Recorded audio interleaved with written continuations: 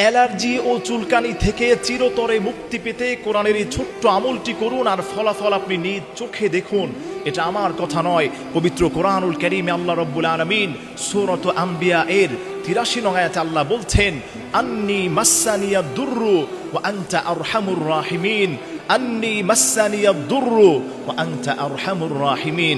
হযরত আইয়ুব আলাইহিস সালাতু ওয়াস সালামকে আল্লাহ পাক যে কুষ্ঠ রোগ দিয়েছিলেন, তার যে রোগগুলো দিয়েছিলেন, এই রোগ থেকে যখন তিনি আল্লাহর কাছে দোয়া করেছিলেন, এই ৮৩ নং আয়াতের অংশ বিশেষ থেকে তিনি আল্লাহর কাছে দোয়া করেছিলেন, আল্লাহ রব্বি আন্নী মাসানিয়াদ দুররু ওয়া আনতা আরহামুর রাহিমিন। হে আল্লাহ, আমার শরীরের মধ্যে, আমার শরীর তো পচে গিয়েছে, এই পোকা মাকড় আমার শরীরের মধ্যে বসে যাচ্ছে, আল্লাহ এই রোগ থেকে তোমার কাছে আমি পানা চাই।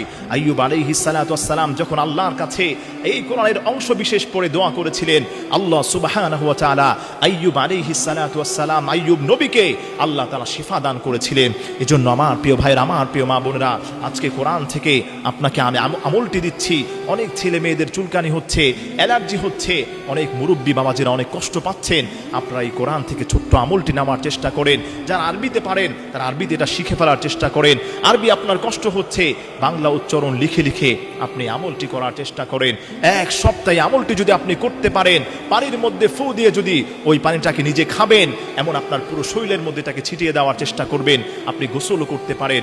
এক সপ্তাহ কন্টিনিউ যদি এই আমলটা করতে পারেন, আল্লাহর কসম খেয়ে বলি, আপনার যত পুরনো অ্যালার্জি হোক, চুলকানি হোক, দাউত, একজিমা হোক, আল্লাহ তাআলা এই রোগগুলো থেকে আপনাকে মুক্ত করে দিবেন। তার কারণ হলো তার নবী আইয়ুব নবীকে যদি আল্লাহ তাআলা মুক্ত করতে পারেন, যার শরীরের মধ্যে পোকা মাকড় বসে গিয়েছিল, তার এত বেশি অসুস্থতা আল্লাহ তাকে দিয়েছিলেন, কিন্তু আল্লাহর কালামের ওসিলায়, আল্লাহর কোরআনের ওসিলায় তিনি আল্লাহর কাছে সাহায্য চেয়েছিলেন। রব্বি আন্নী মাসানিয়াদ দুররু ওয়া আনতা আরহামুর রাহিমিন। আল্লাহর কাছে ভাবে তিনি সাহায্য চেয়েছিলেন। এজন্য আমার প্রিয় ভাইরা, আমার প্রিয় মা বোনেরা, আল্লাহর কালাম থেকে এই ফর্মুলাটি আমি আপনাকে দিচ্ছি, আবারও আমি রিপিট করছি।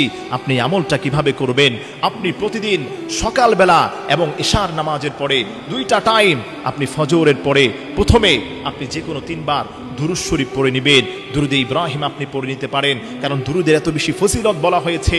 দুরূদ পড়ে যদি কেউ কোনো কাজ করে, ভালো কাজ, আল্লাহ তার ওই কাজটাকে সাকসেস করে দেন।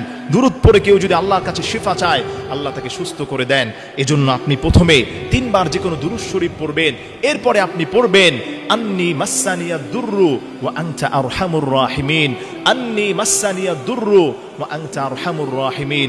এই আল্লাহর কালামের এই দোয়াটা আপনি 3 বার পাঠ করবেন। এরপরে আপনি আবার 3 বার দুরূদ শরীফ পাঠ করার চেষ্টা করবেন।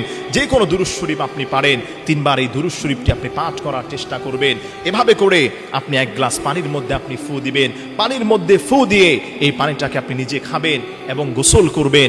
এরপর আপনি ইশার নামাজের পরেও সেম একই কাজ করবেন।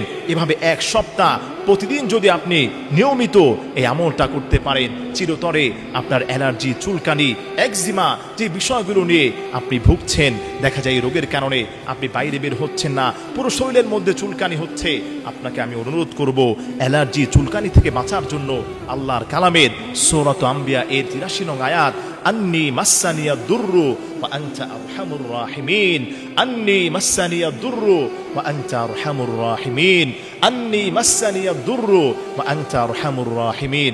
এভাবে করে যদি আপনি 1 সপ্তাহ করতে পারেন, আল্লাহর কসম খেয়ে বলি, যত পুরনো অ্যালার্জি হোক, চুলকানি হোক, আল্লাহ তাআলা আপনাকে সুস্থতার সাথে দীর্ঘ নেক হায়াত আল্লাহ তাআলা দান করবেন।